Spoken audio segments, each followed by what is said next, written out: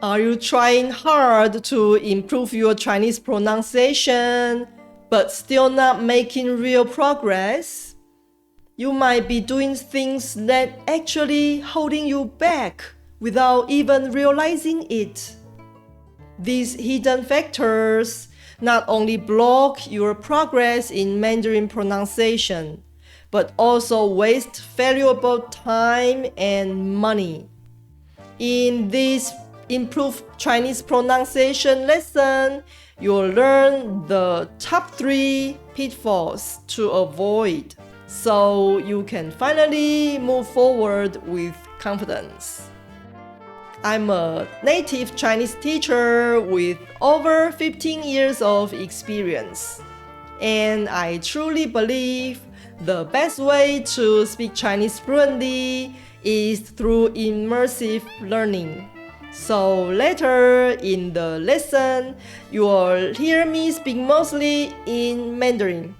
You can watch it the first time with English subtitles, and then turn them off when you watch it again to really practice your Chinese listening skills. Don't forget to check the description for bonus learning resources to help you practice. Let's get started. 我是 Elena 老师，欢迎来到 Making Sense of Chinese。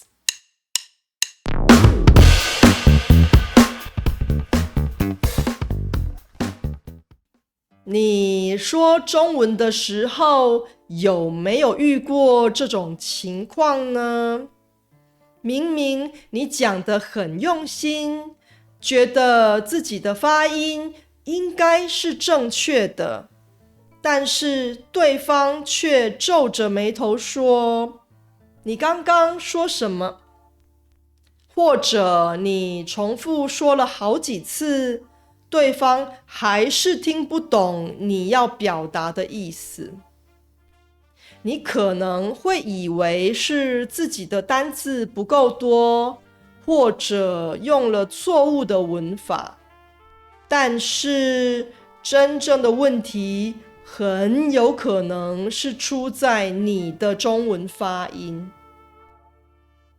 如果你说的中文常常让别人听不懂，那就表示你的中文发音可能有很大的问题。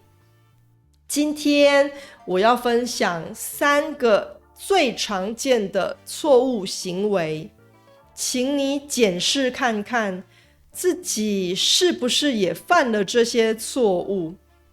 因为这些错误行为就是很多人的中文发音进步不了的主要原因。第一个错误行为是选错中文老师。有些人会想，学中文找中文母语者当老师就对了。我完全同意这一点，但是我也要提醒你一件事，中文母语者不等于会教中文，更不等于懂得怎么矫正中文发音。有2种老师最好不要选。第一种是不诚实的老师，这种老师就算你发音错了，他们也会说很好，很棒。他们怕学生没自信，不想学下去，所以什么都说你很棒。其实根本没办法帮助你进步。第2种是不专业的老师。纠正中文发音不是一件简单的事。一个新手老师常常需要累积很多年的教学经验，才知道要怎么有效地矫正中文发音。很多经验不足的老师们，虽然自己的中文发音很标准，但是却不知道怎么教学生改正发音错误，所以他们就睁一只眼闭一只眼。这句俗语的意思是看见问题却装作没看见，不去处理。如果别人听不懂你说的中文，但是你的中文老师却从来没纠正过你的发音，或是每次都只是说再练习一下就好了，那可能就是遇到这2种老师了。其实你自己也能纠正自己的中文发音，并不需要花大钱请专家帮忙。你可以参考第30集的节目，我在那堂课里分享了具体的做法。第2个错误行为是太依赖中文拼音。初学者刚开始学中文的时候，当然会依赖中文拼音，这是很正常的。但是我要强调一件事，中文拼音不是英文，你不能用念英文的方式来读拼音，否则你的中文会听起来很奇怪，不自然。例如刘这个姓氏，它的拼音是了有刘，很多学生会念成英文的刘，但这是错误的。刘的正确发音是第2声的流，不是英文的流。你听出来了吗？它的念法跟英文有点像，但是不一样。再举2个例子，流血应该要念成流血，不是念成流血。足球要念成足球，不是念成足球。如果你常常要用拼音，那就要好好的把拼音学会，不要用错误的方式来发音。另外，如果你已经是学了好几年中文的中级学生，我建议你要慢慢戒掉拼音，因为在中国或台湾，只有小学生用的中文课本才会有拼音或注音。几乎所有母语者看的中文书、文章、报纸、影片字幕都不会有拼音。如果你一直依赖拼音，就没办法真正学会阅读中文的能力。第3个错误行为是太依赖翻译工具。